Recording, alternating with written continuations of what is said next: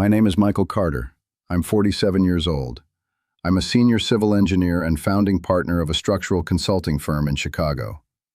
I've been doing this for 22 years. Load calculations, failure analysis, forensic structural assessment. My work is finding what doesn't hold up before it collapses. I never expected to need those same skills inside my own marriage. Sandra and I met during our last year of grad school at the University of Illinois. We got married at 31. 15 years building together. The house in Oak Park, the interior design studio she opened with seed money I'd saved over 3 years. The client network she built while I covered the mortgage alone for the first 2 years, so she could reinvest every dollar back into the business. I did it because I believed in her, and because I believed we were building something together. On a Wednesday evening 2 weeks ago, Sandra came home from a client dinner with that particular calm that belongs to someone who has already made a decision and is only looking for the right moment to announce it. She sat across from me in the kitchen, hands flat on the table. Michael, I think we've grown in different directions. My business is at a completely different scale now. My network, my clients, the projects I'm working on. And I look at us and I don't see the same alignment we had when we started. I think we want different things. I looked at her. Are you telling me I'm not on your level anymore? I didn't say that. You're saying it without saying it. She didn't respond. Sandra, what's the current value of your studio? She frowned. Why are you asking that? Because I'm curious. That has nothing to do with what we're talking about. It has everything to do with it. Your studio was started with my savings. For 2 years, I paid the Oak Park mortgage alone so you could reinvest. I have the bank statements. I have the wire transfer confirmation. I have the emails from that time where we discussed the arrangement. Her expression shifted in a way I recognized from years of reading structural stress in buildings. The look of something that was solid, discovering it has a crack. That was a loan. Do you have a signed promissory note? A loan agreement? An amortization schedule? Silence. Neither do I. Because it wasn't a loan, Sandra. It was a marital investment, and that has very specific legal consequences. She stood up. You can't do this. I can, and I will. But first, finish what you came to say. She looked at me for a long moment. I want a divorce. Understood. Call your attorney. Mine already has everything she needs. What Sandra didn't know was that I'd been preparing for that conversation for 3 weeks. Not because I'm a mind reader, because after 22 years of structural analysis, I know how to recognize when something that was supposed to be load-bearing has quietly started to fail. 6 weeks ago, I noticed 3 things. First, Sandra had opened a personal account at a different bank. I found out because a paper statement arrived at the house by mistake. Second, her studio's revenue, according to public filings, had grown 40% in 2 years. Third, in recent conversations about the future, Sandra had shifted from we to I. My expansion plans, my new clients, my next project. Someone who switches from we to I has already made a decision.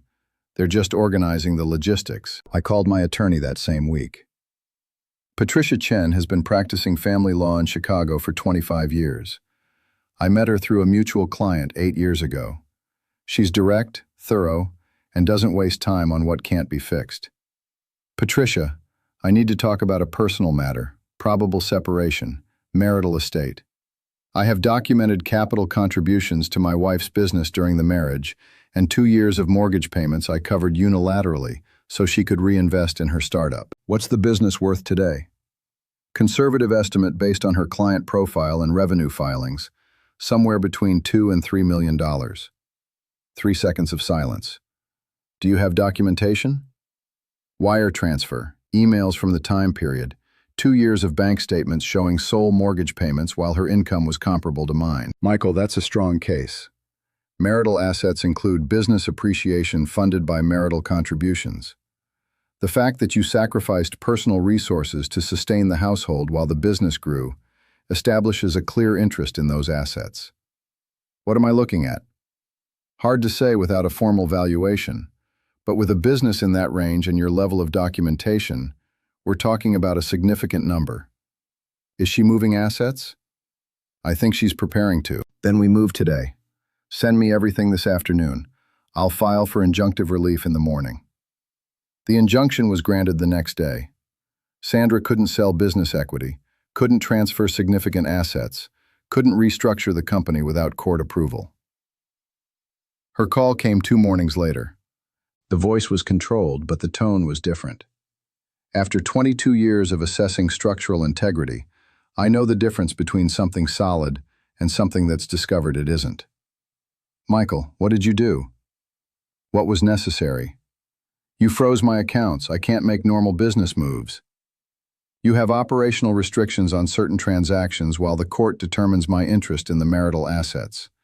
Your attorney can explain the details. You don't have a right to do this. Illinois law says I do, and I have 15 years of documentation to support it. Silence. I thought you were different.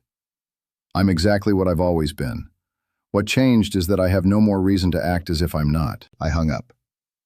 The negotiation took 11 weeks. Her attorney tried several lines of argument. That the initial contribution was a gift. That the business growth was entirely attributable to Sandra's individual effort. That seeking equity in the business was punitive. Patricia responded to each with documentation. The final settlement, 22% of the business value, determined by an independent valuation firm at $2.4 million. $528,000 to me, payable over 20 months, plus my legal fees covered. We signed on a Tuesday morning. That afternoon, I walked along the lakefront for an hour. November in Chicago, cold enough to keep most people inside, clear enough that you could see all the way across to Michigan. I thought about the 15 years, not with regret, with the particular clarity that comes after something complicated has been resolved cleanly. My partner James called while I was walking. How did it close? $528, plus fees. Silence.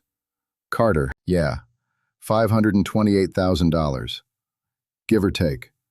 Another silence. You're the most methodical person I know. It's what happens when someone forgets they'd been married for 15 years to a structural engineer. James laughed. I kept walking along the lake. The next story on this channel will be mine too. I'm still here, still building. If this story resonated, hit like and subscribe to the channel. Every week we bring real stories of people who stood back up when life knocked them down. Hit the notification bell so you never miss one. See you in the next story.